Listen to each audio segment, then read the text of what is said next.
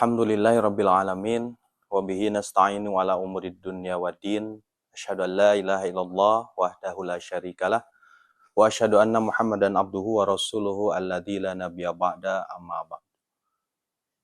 Pemirsa channel PC Persis Katapang yang berbahagia, bertemu kembali kita di acara takjil program dari Bidgar Dakwah, PC Persis Katapang dan Otonom, juga bekerjasama dengan Infocom PC Persis Katapang.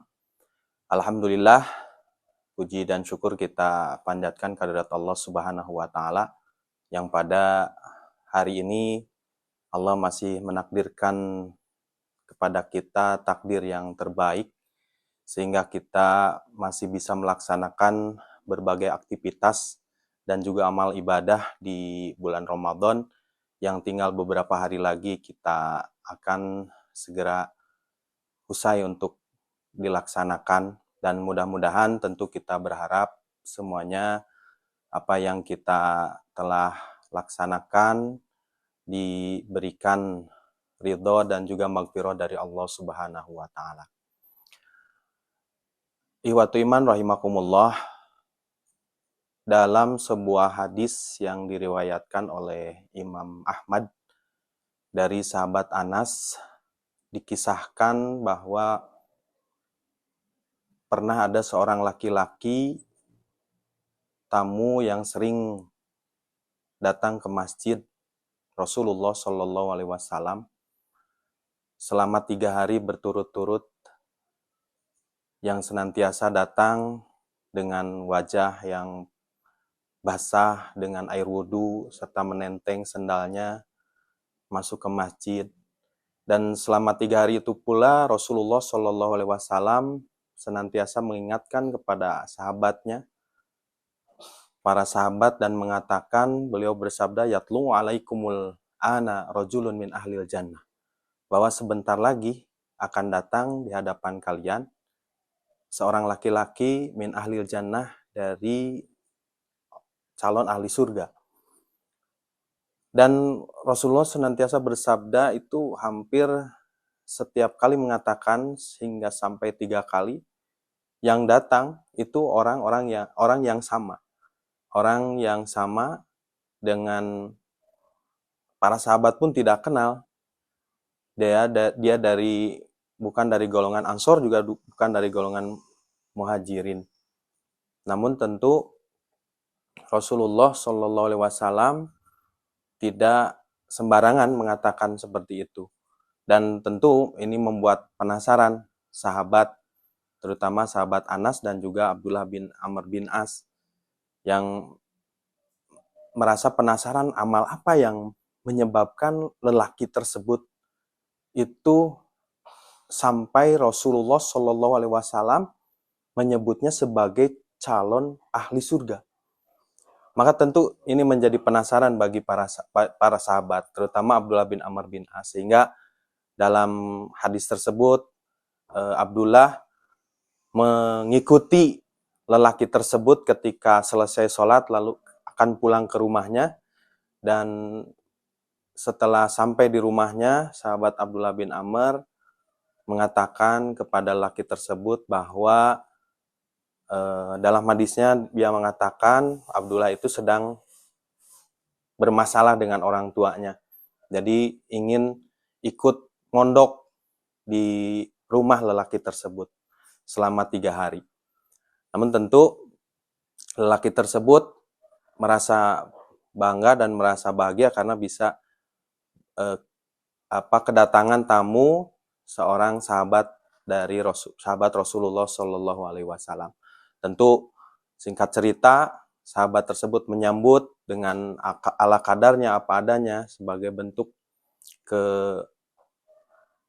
ketawaduan lelaki tersebut.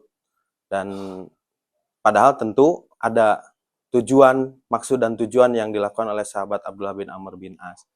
Lelaki tersebut seperti biasa selama 1 hari, 2 hari, sampai 3 hari, sahabat Abdullah mengikuti gerak-gerik lelaki tersebut selama beraktivitas di rumahnya. Ternyata setelah diamati tidak ada yang spesial dari laki tersebut. Tahajud atau ibadah-ibadah, kalaupun sholat, ya sholat sesuai dengan apa yang diajarkan oleh Rasulullah. Tahajud atau ibadah-ibadah yang tentu tidak berlebihan. Tahajud tidak harus semalam suntuk, ya biasa. Siangnya ya lakukan untuk bekerja, ya kan, malamnya untuk istirahat. Seolah-olah ya terorganisir, terjadwal, ya senantiasa ada waktu untuk keluarga, ada waktu untuk mencari maisha, mencari kehidupan gitu. Dan akhirnya setelah 3 hari, sahabat Abdullah bin Amr bin As memohon izin karena sudah 3 hari sesuai dengan janjinya, dan akhirnya sahabat Abdullah bin Amr berterus terang kepada laki-laki tersebut, pada sahabatnya itu, bahwa wahai sahabatku, sesungguhnya aku sebetulnya ingin mengikuti atau memperhatikan apa yang menyebabkan Rasulullah Shallallahu Alaihi Wasallam mengatakan bahwa engkau itu calon ahli surga.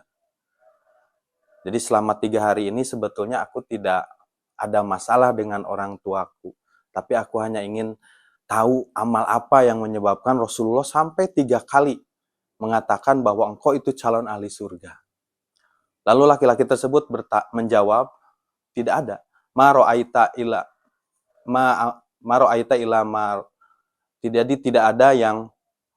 tidak ada amal yang spesial kecuali illa maro'aita, kecuali apa yang engkau lihat.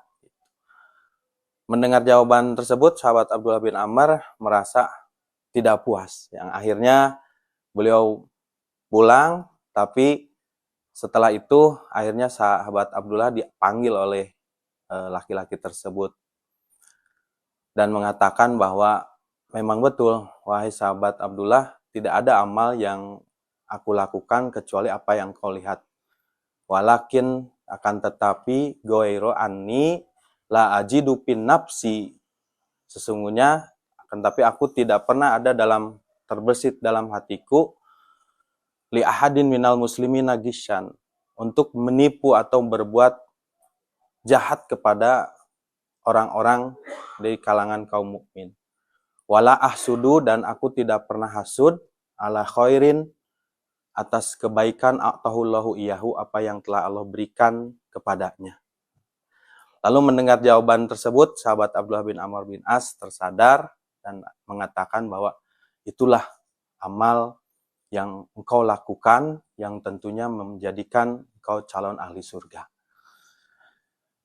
Ihwatu iman rahimakumullah, dari kisah tersebut yang disarikan dari sebuah hadis yang diriwayatkan oleh Imam Ahmad, tentu ada nilai-nilai edukasi, ibroh yang bisa kita ambil terkait bahwa sesungguhnya tentu kalau melihat redaksi tadi, bahwa kita sebagai kaum orang yang beriman tentu bisa mengklaim kita itu sebagai calon ahli surga.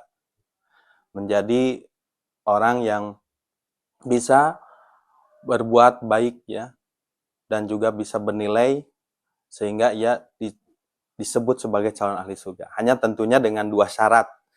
Dan tentu 2 syarat ini bukan syarat yang seperti mudah, tapi ternyata memang sangat sulit sebetulnya dilakukan. Di samping ibadah-ibadah yang lain. Yang pertama tadi adalah gisyan, yaitu perbuatan yang memang secara bahasa itu gisyan itu asal katanya dari al-gosyashu, yaitu keruh, air yang keruh gitu. Dan dalam bahasa Arab tentu dalam perkembangan selanjutnya bahwa gisyan itu adalah perbuatan yang bisa memperkeruh orang lain. Ya, contoh mungkin seperti berdusta, berbohong, kalau sekarang ya mencuri, korupsi, gitu kan, mengurangi timbangan dan lain sebagainya, atau amal-amal yang memang bisa memperkeruh orang lain. Itu yang pertama. Bahkan tentu ini menjadi hal yang sangat mendasar, ya, ketika seorang mukmin yang dimana tidak bisa menjaga salah satu perbuatan atau amal ini tentu ini yang menjadikan tadi seseorang itu bisa terhalang masuk ke surga Allah Subhanahu wa taala. Lalu yang kedua yaitu ia terbebas dari hasud.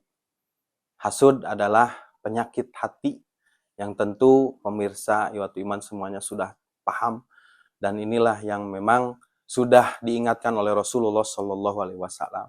Iyakum wal hasada, fa inal hasada ya'kulun naru kama ta'kulun naru hatoba. Bahwa hati-hatilah kamu terhadap hasud, karena sungguhnya hasud itu akan memakan kebaikan-kebaikanmu. Kama ta'kulun narul hatoba, sebagaimana api memakan kayu bakar. Artinya bahwa ternyata hasud itu menjadi amal atau penyakit hati, ya, amal yang jelek, ya, penyakit hati yang ternyata bisa sedikit-sedikit memakan kebaikan-kebaikan yang kita lakukan. Dan Rasulullah sudah mengingatkan itu. Dan hasud itu merupakan salah satu asal dari setiap kejahatan yang timbul. Dan inilah yang tentunya harus hilang dalam hati kita. Hadirin pemirsa Iwatu Iman rahimakumullah, tentu itulah tadi, mudah-mudahan di momen Ramadan yang sebentar lagi kita akan jalani setelah usai, mudah-mudahan menjadikan salah satu pelatihan bagi kita untuk senantiasa menjaga hati kita dari tadi perbuatan menipu atau perbuatan merugikan orang lain, dan juga perbuatan hasud. Karena memang sejatinya saum itu tidak hanya sekedar menahan makan dan minum, lapar dan dahaga, tapi tentu menjaga dari seluruh badan kita seperti mata kita, telinga kita, pendengaran kita, hati kita. Dan mudah-mudahan tadi dari kisah tadi menjadikan tazkirah bagi kita. Kita senantiasa terbebas dari perbuatan gisyan dan juga hasud, yang mudah-mudahan tentunya kita termasuk calon-calon ahli surga. Amin ya Allah ya Rabbal Alamin. Wallahu a'lam bishawab. Demikian yang bisa disampaikan. Mohon maaf apabila ada kekurangan dan kesalahan. Rabbana atina fid dunya hasanah wa fil akhirati hasanah wa qina adzabannar. Allahumma innaka afuwun tuhibbul afwa fa'fu anni. Wassalamualaikum warahmatullahi wabarakatuh.